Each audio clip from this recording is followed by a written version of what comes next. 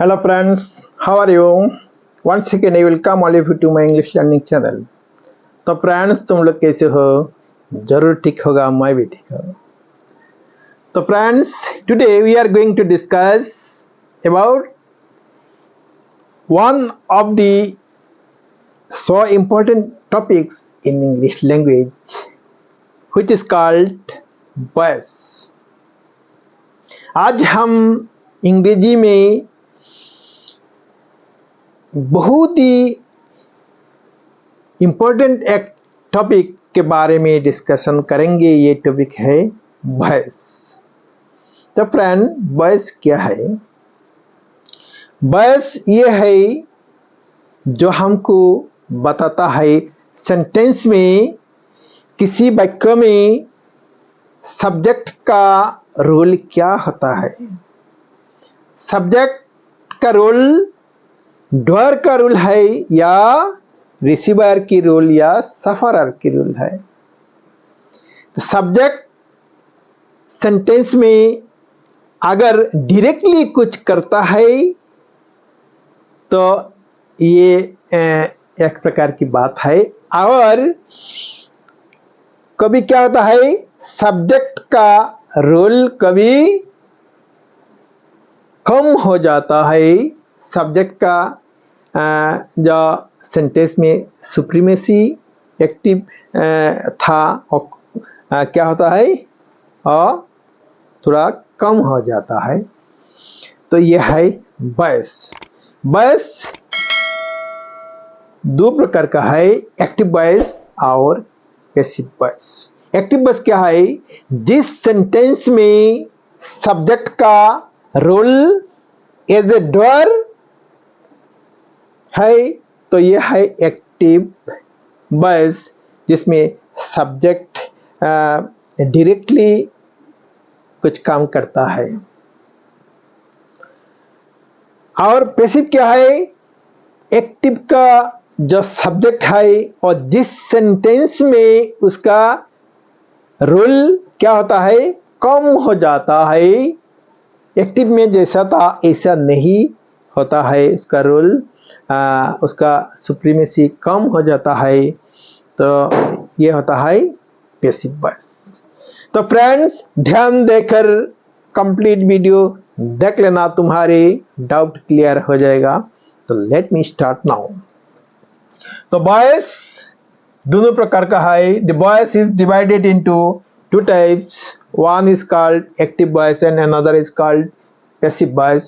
In the passive bias, we see that the role of the subject is more than the role of this subject in passive bias. ये subject का role जब passive बायस में ये subject जब transform होता है तो passive बायस में उनका रोल क्या होता है, कम हो जाता है.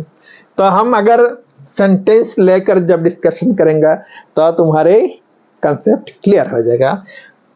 तो सपोज एक्टिव बायस में किसी सेंटेंस ही डज द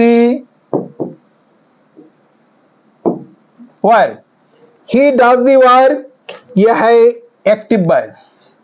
तो हमको कैसे मालूम हुआ ये एक्टिव बायस है? तो ऐसे ही मालूम हुआ, पहले सब्जेक्ट का रोल इस सेंटेंस में क्या है, ज्यादा है.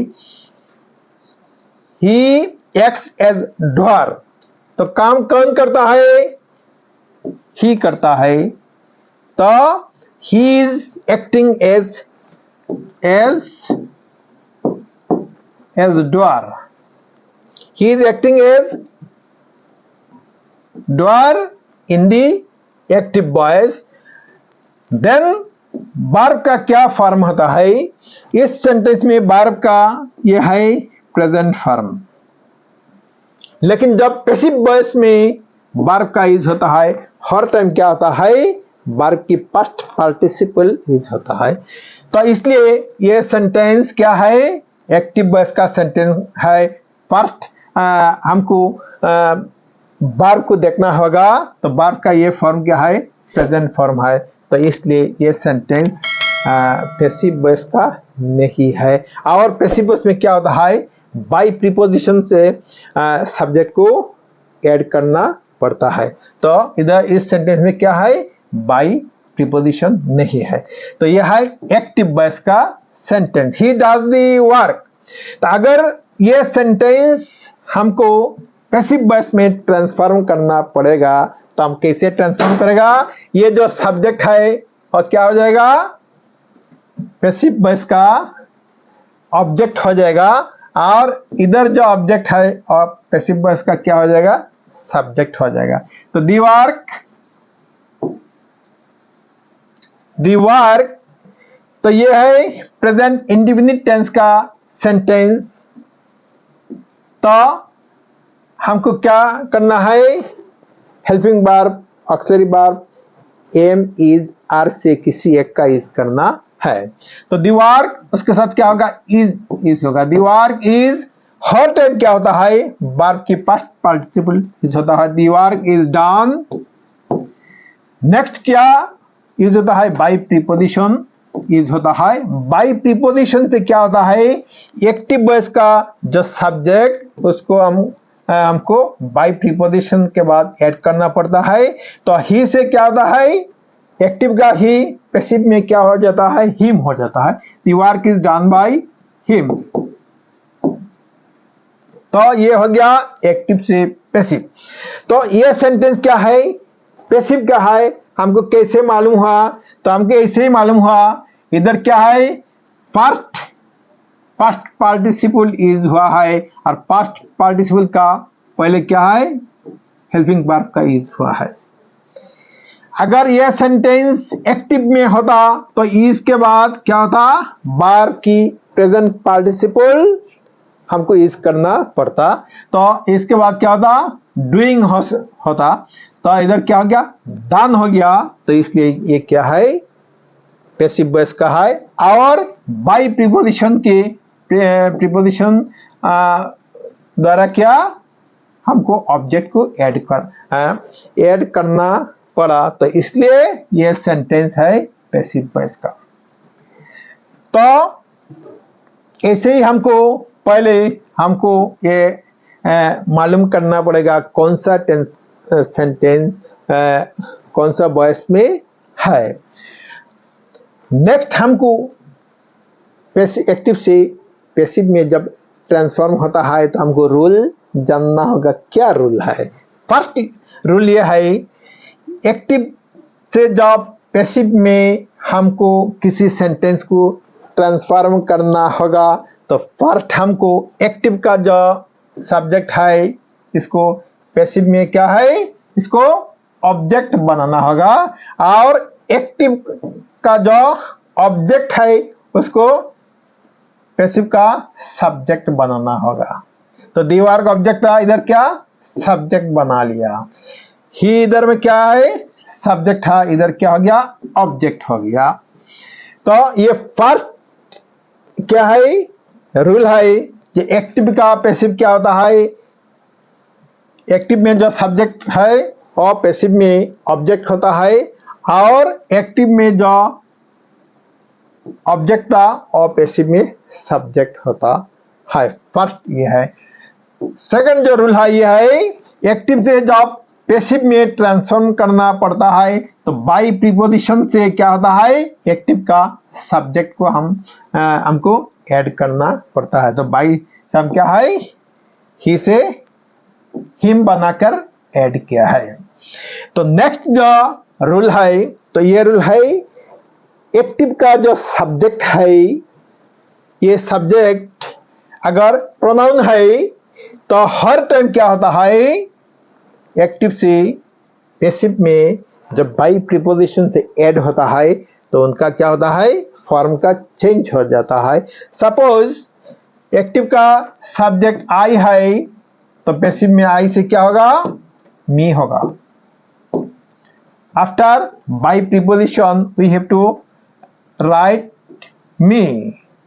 आई से क्या होता है, मी होता है। वी से आस होता है। यू से यू से क्या होता है, यू होता है, तुम या तुम लोग। तो इसलिए यू से चेंज नहीं होता है। ही से हिम, शी से हार,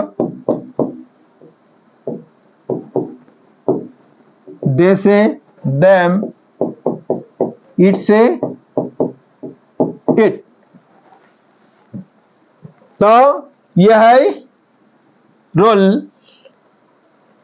प्रोनाउन, हर प्रोनाउन क्या होता है, जब पैसिव में जब हमको ट्रांसफॉर्म करना पड़ता है तो चेंज हो जाता है, बाई प्रीपोजिशन के बाद ये यूज होता है। तो यह है फॉर्मूला। नेक्स्ट जो फॉर्मूला है यह है हर टेंस के साथ क्या होता है, तो हर टेंस के साथ सेपरेट रूल होता है। तो और एक प्रीपोजिशन है जो क्या होता है, एक्टिव से जब हमको पैसिव में हमको ट्रांसफॉर्म करना पड़ता है तो यूज होता है, यह है टू प्रीपोजिशन। तो सम केसेस क्या होता है, हमको बाई प्रीपोजिशन यूज हमको करने से क्या होता है, रॉन्ग हो जाता है, सेंटेंस पैसिव में क्या हो जाता है, मिस्टेक हो जाता है। तो हमको टू प्रीपोजिशन यूज करना पड़ता है। तो टू प्रीपोजिशन हम कैसे कब यूज करेगा तो ये हम देख लेगा। अगर सेंटेंस ऐसा ही हो,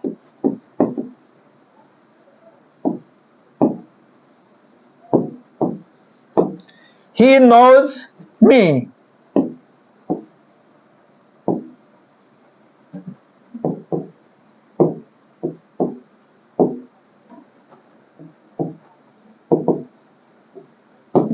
he knows me, I know the address of the boy,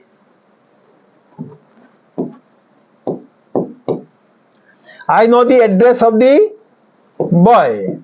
तो he knows me, I know the address of the boy। अगर ऐसा ही कुछ सेंटेंस जब हमको एक्टिव से पैसिव में ट्रांसफॉर्म करना पड़ता है तो हमको जब सब्जेक्ट का जब ऐड करना पड़ता है तो बाई से ऐड, अगर हमने ऐड कर लिया तो क्या होता है, मिस्टेक हो जाता है। तो इसलिए हमको टू से ऐड करना पड़ता है। तो कैसे हमको ऐड करना पड़ता है तो हम देख लेगा। he knows me, तो he knows me ये है me, तो क्या होगा, ये ऑब्जेक्ट सब्जेक्ट आई हो जाएगा। तो आई बाद में क्या होगा, ये प्रेजेंट इंडिफिनिट टेंस का है तो आई के साथ एम इज होगा। आई एम नो से नोन हो जाएगा। आई एम नोन बाई हिम नहीं होगा, अगर बाई हिम लिख लिया तो ये क्या हो गया, ये मिस्टेक हो जाएगा। तो I am known to him, I am known to him. तो नेक्स्ट सेंटेंस क्या है, I know the address of the boy, मैं ये लड़का का एड्रेस मैं जानता हूं, मेरे को मालूम है। तो आई know the address of the boy, तो द एड्रेस क्या होगा, ऑब्जेक्ट सब्जेक्ट होगा इधर, ऑब्जेक्ट द एड्रेस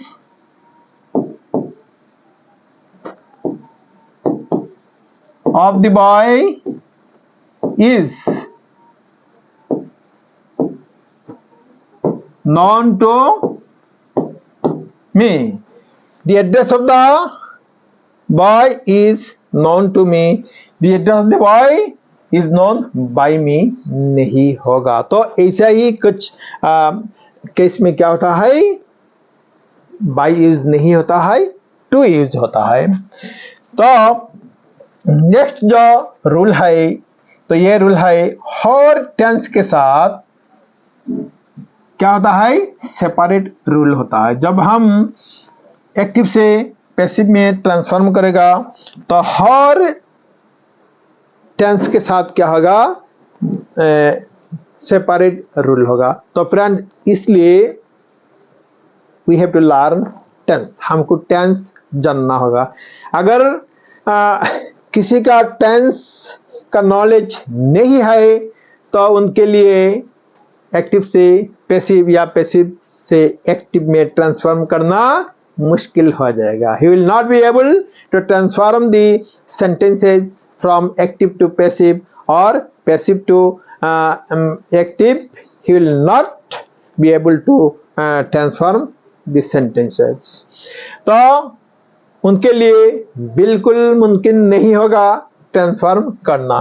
तो आज हम प्रेजेंट इंडेफिनिट, पास्ट इंडेफिनिट और फ्यूचर इंडेफिनिट का सेंटेंस लेकर थोड़ा डिस्कशन करेंगे। नेक्स्ट क्लास में हम डिटेल्स और टेंस के बारे में हम डिस्कशन करेंगे।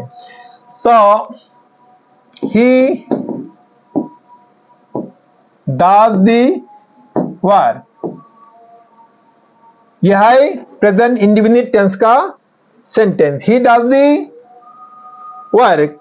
तो प्रेजेंट इंडेफिनिट टेंस का सेंटेंस जब हम एक्टिव से पैसिव में हम चेंज करेगा, ट्रांसफॉर्म करेगा, तो हमको क्या करना है? पहले ऑब्जेक्ट क्या हो जाएगा? Subject, the work. तो बाद में क्या होता है? प्रेजेंट इंडेफिनिट का सेंटेंस जब एक्टिव से पैसिव में ट्रांसफॉर्म होता है तो ऑक्सिलरी वर्ब क्या यूज होता है? Am is are. तो दी वर्क के साथ क्या होगा? इज होगा। The work is done by him. The work is done by him. Present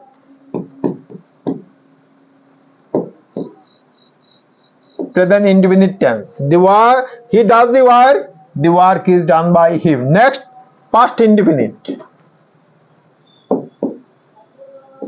Past indefinite, he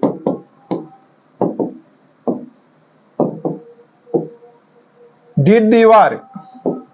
तो the work, तो पास्ट इंडेफिनिट टेंस में क्या होता है? जब एक्टिव से पैसिव में जाता है तो हेल्पिंग वर्ब वाज या वेयर यूज होता है।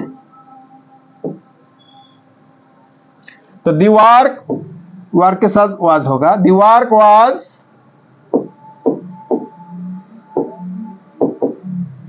Done by him. The work was done by him. Next, future indefinite.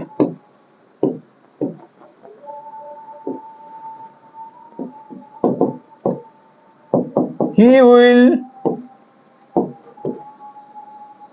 do the work. The work, future indefinite में क्या होता है? shall और will के बाद be यूज होता है, be। तो the work will be